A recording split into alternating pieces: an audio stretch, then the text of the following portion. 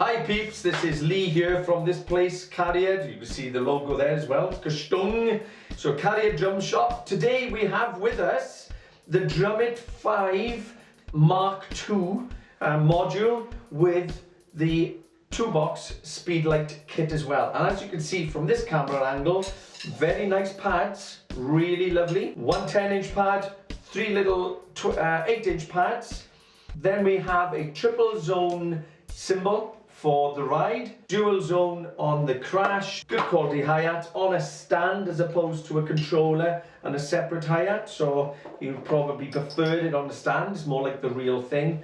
And the bass drum pedal is separated as well. You have to buy your own bass drum pedal, unfortunately, but because most people like their own pedals, so the 2-box decided to go that way.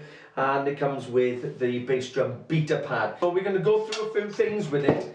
We're talking about usability, quality and different things and how it can handle what you need it to do. Pause. Here comes the advert. Hey, ladies and gentlemen, if you get cold in winter, try one of our new beanie hats here at Cariad. They'll keep you warm. So here's advert number 1. Hey, ladies and gentlemen, do you like playing golf or like looking cool? Well, how about a nice baseball cap from Cariad? There you are. Advert over, guys. Advert over. We got to do it. We got to do it. If you fancy any of our merchandise, fleeces, jackets, beanies, caps and all the rest, link below. Click on, takes you over to the website and away to go. And in this video, there will be a discount code, not just on our merchandise for that, but also on the Speedlight kit with the Drumit3 or the Drumit5 as well. Back to the drum kit. I'm going to put these on a second so I can hear what I'm doing. We have a US maple. It's GI. I think that's a Gretsch one. We got a recording birch.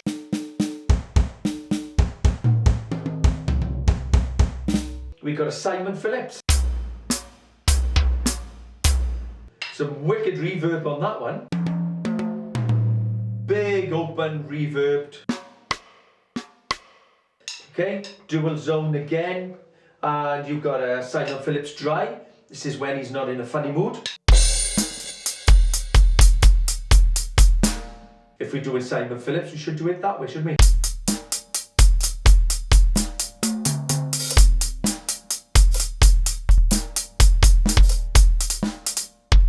And then we go to Randy Black.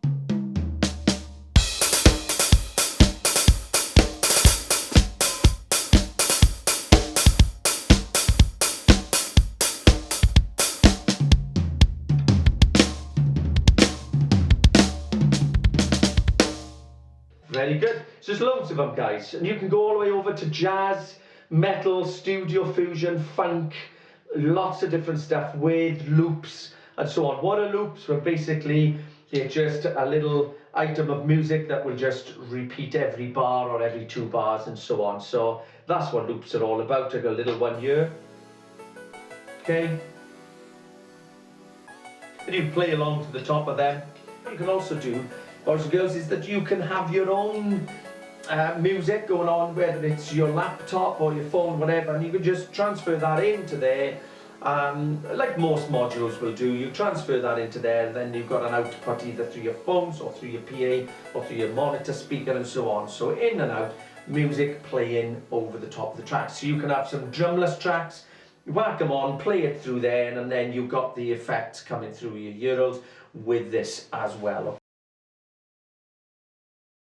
Is it quick?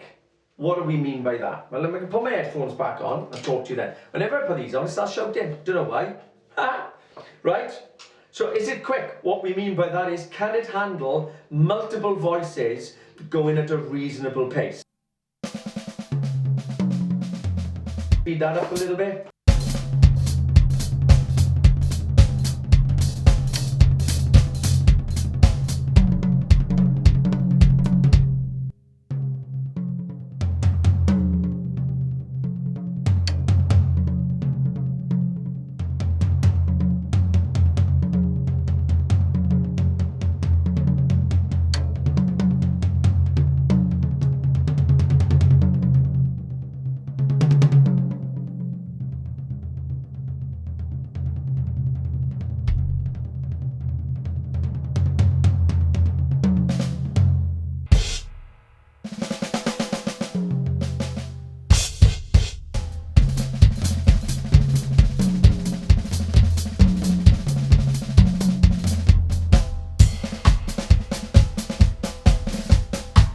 can adjust these accordingly, you can tweak them and move them around.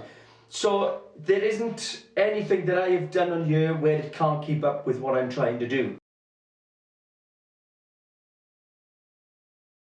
Is it easy to change? Is the interface user-friendly? Because sometimes you just get so bogged down with things, you end up sticking with the factory settings, and then it's not quite right, and you think, oh, that's it, I don't want to touch it because it's too complicated, and so on. I'm going to give you an example of changing pitches and changing the feel of the pads, okay, very, very quickly. So I'm just going to go straight back down to the first one. Put these back on so I can hear myself again. Let's try not to shout at you when I'm doing it.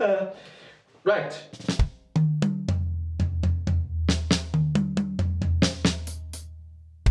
Okay. So I might think, I might want that a little louder. So all I do, give that a little whack on there. Symbol number 1. So I've just changed down one page, drop it down. And there it is. It tells me what crash it is. But it says it's file number 27. It's tuned to -8 and the volume is sort of 3/4. So I could do this. And then I could say, I want that louder. And I think, oh, that's out of balance. I don't want it that loud. So I'll use the bass drum. And I might think, that'll do. It's a little loud for me. But also I can do this. Watch now. Oh, let's do that again. That's great, isn't it? So I can... So that's +5, 0. Oh, I can go down and then down another notch. It goes all the way down to -9, and then it goes down 0, 0, 2. Look at that. And what's nice as well, I can be adjusting this simply while I'm playing the kit to see how it blends in. Not to say I'm going to do that, then come out of it, then go back to it. I can... And it stays on there for me. So I can think, oh, I just want to tweak this up a little bit. I want it about there. That's quite nice. Turn it down just a touch. Then I go back up a page, back into the whole kit, and it says, do you want to save this? And I say, yes. Hit it twice, bang. Now I want a bigger bass drum. Come on, give me some blooming kick. Down the page, simple as that. Grab hold of that volume. Ooh, it's a bit more. And then I can tune this up. Heavier. Or, oh, you see? Now the great thing with this is, so I'll go up like a very dry bass drum now, hold on.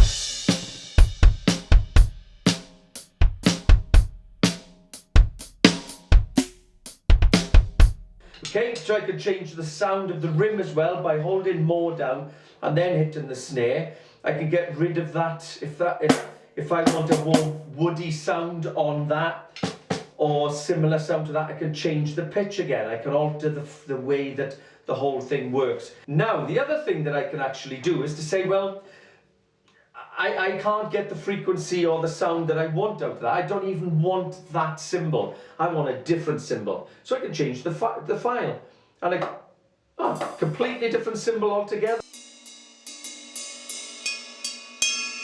Now I like that bell. So I'm like, oh, do you know what? I want to save that in this kit. So I can now rename this. Instead of US Maple, I can call it Lee Rock 1.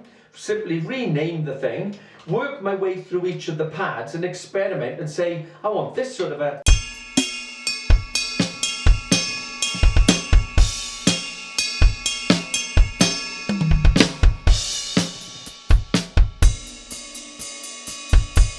Much nicer. Now that makes me think, oh yeah, I like that, I said. And I may just tweak that down slightly so you can not only just alter your volume, your intensity, your pitch, so you're tuning your drum kit, but also you're grabbing a snare from this one, a bass drum from that one, toms from this one, and then you play and you create your kit, and it's like, wow. Then it starts to hit you there and there, guys. And that, just love it. So to calibrate the hi-hats, to get your It's simply a screwdriver in the back here, and it's just got a little adjuster, plus or minus, and then you can just calibrate the hi-hat again to suit yourself. Very easy. Then you can go into the hi-hats themselves and do the same. Adjust what type of hi-hat, the style, and all the rest. So look at that. It is quick. You won't catch it out. I don't think you will. And it is easy to change everything. Then we go on to a very simple one. Well, what sort of memory have I got? Because I might want to put my own music into it. You can bang that in and you can do lots in there, because a lot of product out there give you rubbish memory. It's a really lovely product, and then you find out there's just no memory bank in it at all. However, the Drumit5 Mk2 has a 32 gigabyte. You'll put a lot of stuff in there. To fill up a 32 gigabyte, you probably never will. It's loads and loads. So don't forget, you've got your kit bank is 0 to 100. So you can adjust 100 kits, plus add in the songs and whatever to those. And then if you want to go up another kit bank for another setup, another gig, another type of setup altogether, you can go in and create all of that as well. So we got that fantastic memory, 32 gigabytes, not a problem.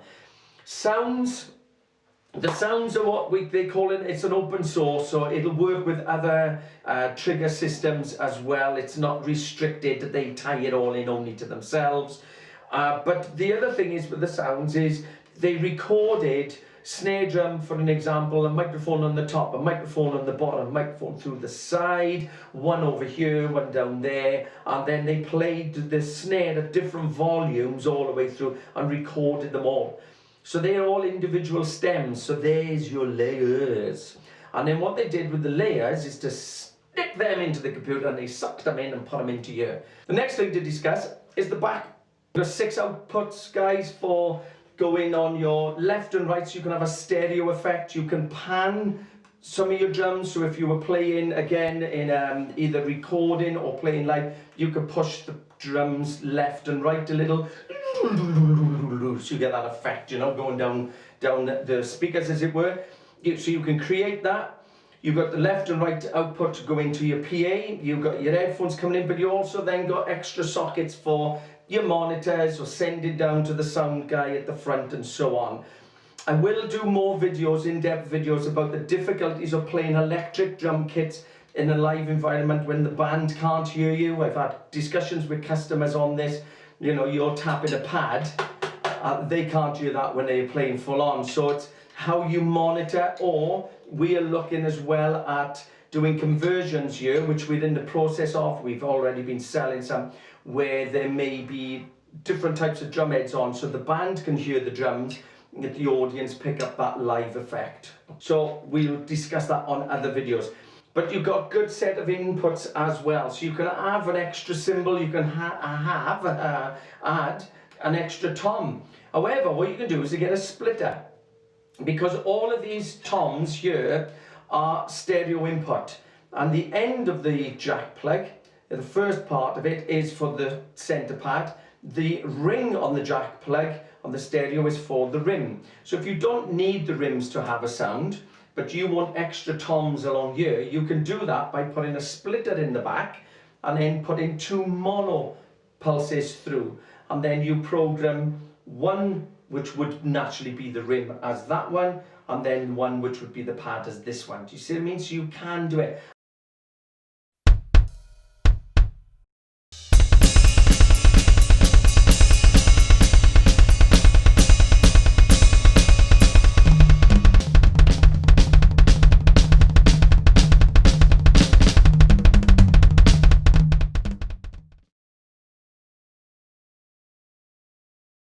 One thing I would always suggest with the Drumit 3 or 5, plug it into the computer straight away. With the 3 you plug in via USB lead. With the Drumit 5 you use the SD card.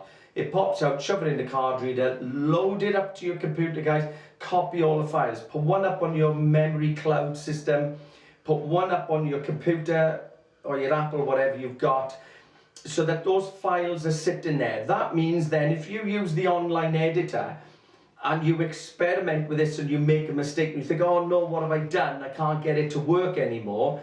You can just clean the SD card back off, reload the files, and you know you're safe. And that's the beauty with these little SD cards.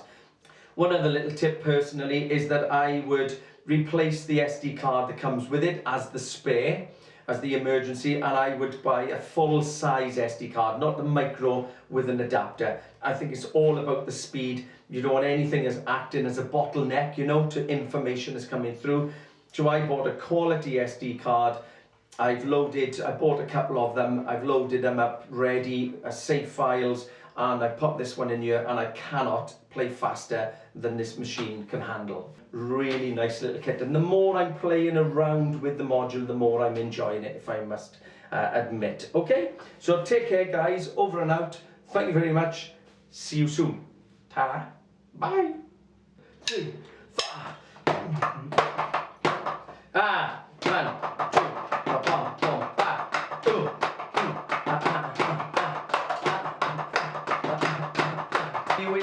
Is the plugs, the amount of work, or the next thing to discuss is the plugs, all the interface of,